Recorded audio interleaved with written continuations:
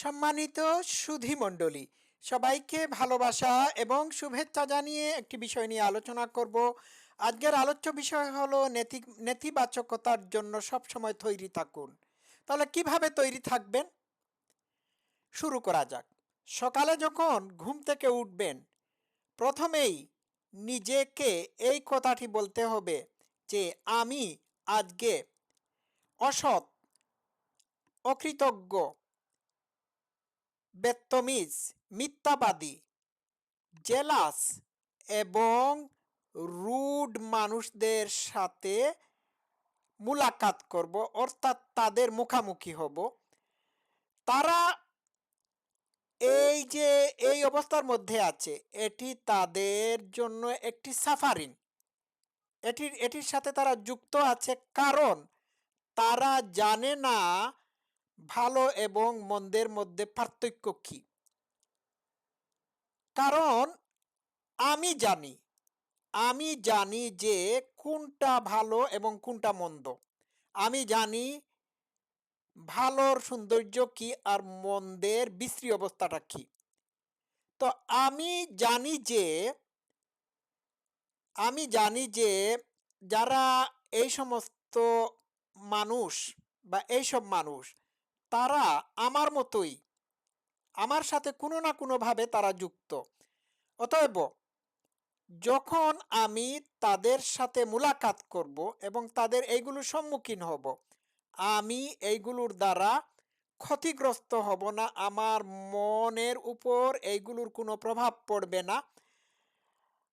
পড়বে না এবং আমি এইগুলোর জন্য আমার আত্মীয় স্বজন, রিলেটিভ, বন্ধু বান্ধব যারা আমাকে এগুলোর মুখামুখি করে থাকে, তাদের প্রতি আমি রাগান্বিত হব না এবং তাদেরকে আমি ঘৃণাও করব না।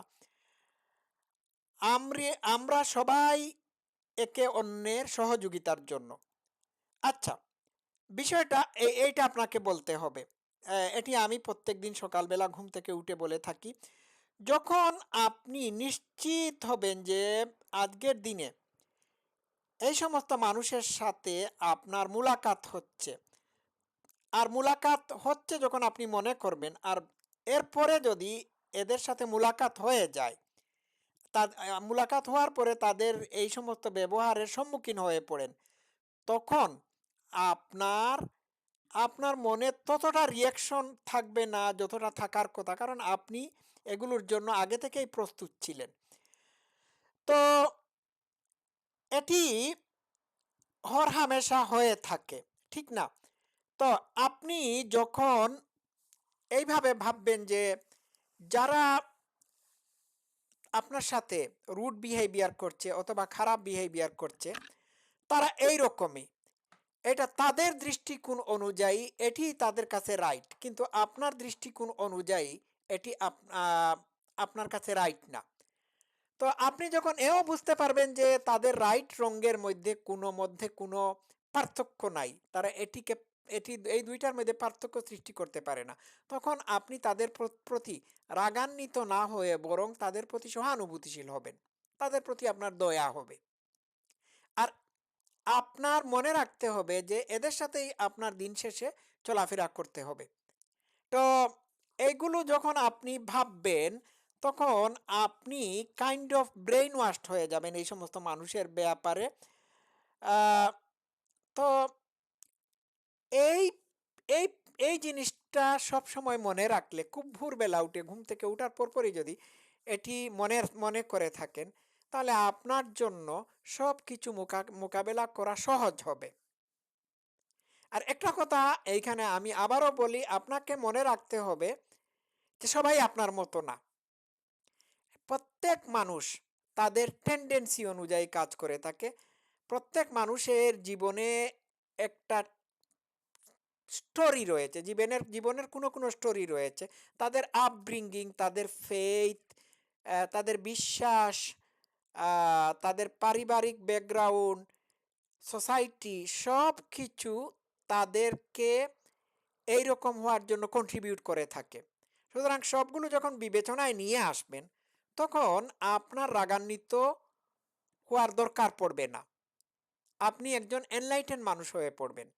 আর আরেকটি কথা মনে রাখতে হবে, যারা আপনার সাথে দুর্ব্যবহার করে বা খারাপ আচরণ করে, রং বিহেভিয়ার করে থাকে, মনে রাখতে হবে যে ভালো মানুষ হওয়ার জন্য তাদের কোনো ট্রেনিং নাই।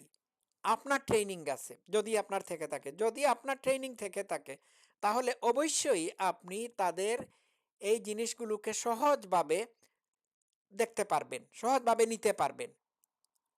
একজন মানুষ গাড়ি চালাতে জানে না। তো গাড়ি চালাতে জানে না বলে তার প্রতি তো রাগান্বিত হওয়ার দরকার নাই, কারণ তার সে জীবনে ড্রাইভিং লেসন নেই নাই। আপনি গাড়ি চালাতে জানেন কারণ আপনি ড্রাইভিং লেসন নিয়েছেন, ড্রাইভিং পাস করেছেন। বিষয়টা এইরকম। আমি কি বিষয়টা বোঝাতে পেরেছি? তো এইভাবেই নেতিবাচকতার জন্য সবসময় তৈরি থাকতে হবে। সবাই ভালো থাকবেন। Love you all. Thank you so much.